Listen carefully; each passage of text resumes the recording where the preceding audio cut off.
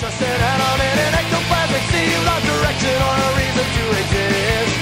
He had to go away. Hello, anyone who's watching this.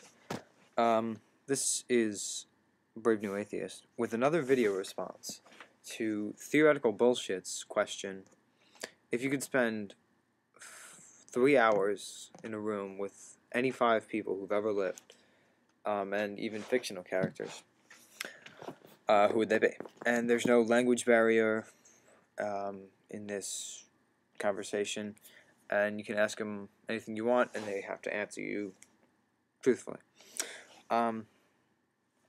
Before I start on that, I'd like to say thank you to Theoretical Bullshit for asking such a question.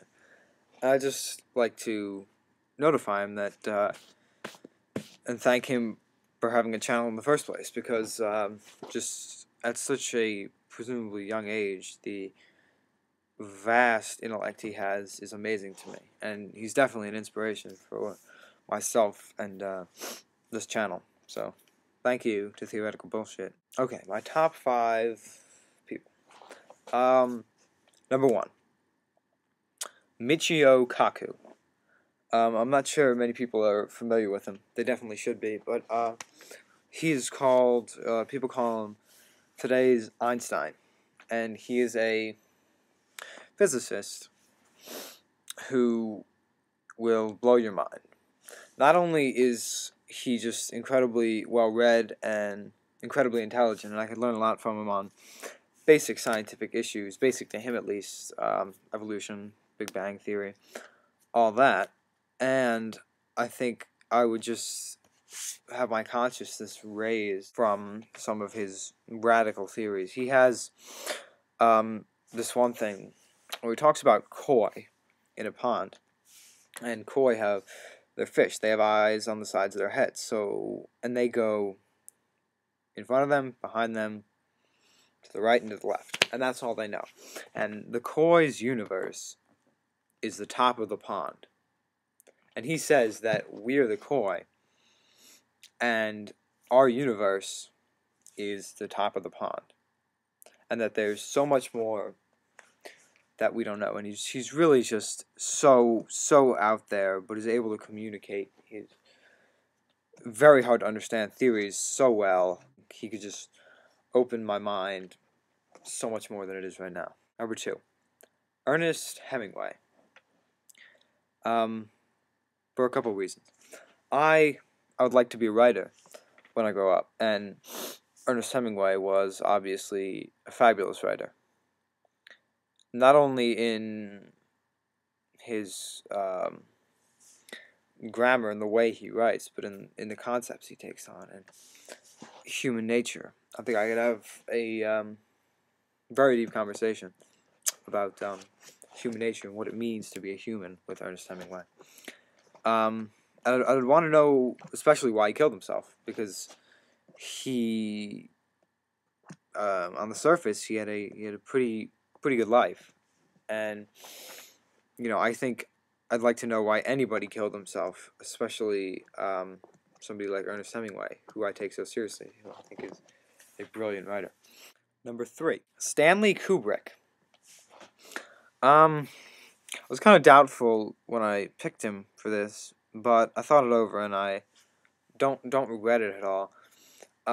Aside from, you know, the same thing with Ernest Hemingway, being able to talk to him about human nature, what it means to be a human, and humanity's place in the universe, which I think he would have a very interesting knowledge of, shown by his movies A Clockwork Orange, 2001: Space Odyssey, which I think is the best movie ever made, for the record. I don't know if it's what I'd like to be, but I really enjoy filmmaking and watching films, and I think I could learn so much from him in that field, because he was just a brilliant director. The tricks that he uses in his movies, the concepts, the ideas that he has, he's a huge inspiration to me in terms of what I do to communicate something that I feel visually. And I think he was the best there ever was at that. I'd like to talk with him about specific films, like 2001: Space Odyssey. I'd like to talk with him about some of the scenes in that, and just things that I found really moving in that specific movie. So yes, Stanley Kubrick. Number 4. Yes, number 4. Socrates.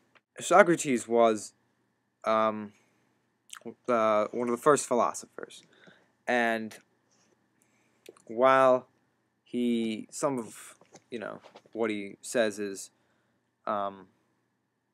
ridiculous today, because that's just how the times were, the zeitgeist, the spirit of the times. He is still a brilliant man, and he was able to philosophize and put his beliefs out there, even though they were the opposite of what was generally accepted at the time. He did that with no fear and with presumably complete confidence in his theory. And I'd also like to talk to him about what was going through his mind while he in the courtroom when he was sentenced to death. All the Socrates was doing was saying what he believed in and getting his message out there and speaking freely. And he was condemned to die.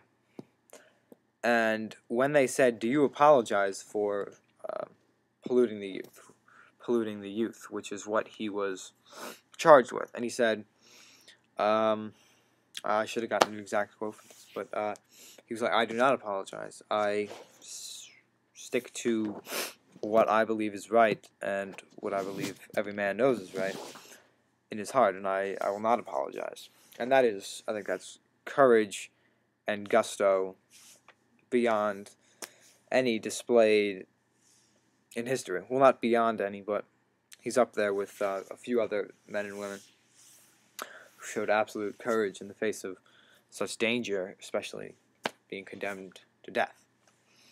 And yeah, obviously, aside from that, just being able to talk with somebody from 2,000 years ago, learn about the time a little more, the intellectual community was like back then, because we know a lot about philosophy in Greece because it was so grand, but I think there's a lot more to be learned, and who better to talk to about that than Socrates.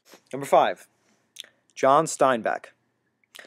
John Steinbeck is, like I said earlier, I'd like to be a writer. John Steinbeck is my favorite author, and he wrote my favorite book, The Grapes of Wrath. As a career, in terms of careers and jobs, I'd ask him what his inspiration. When he writes, I'd ask him for some tricks of the trade. How he writes what he writes. What's his procedure when he writes a book. But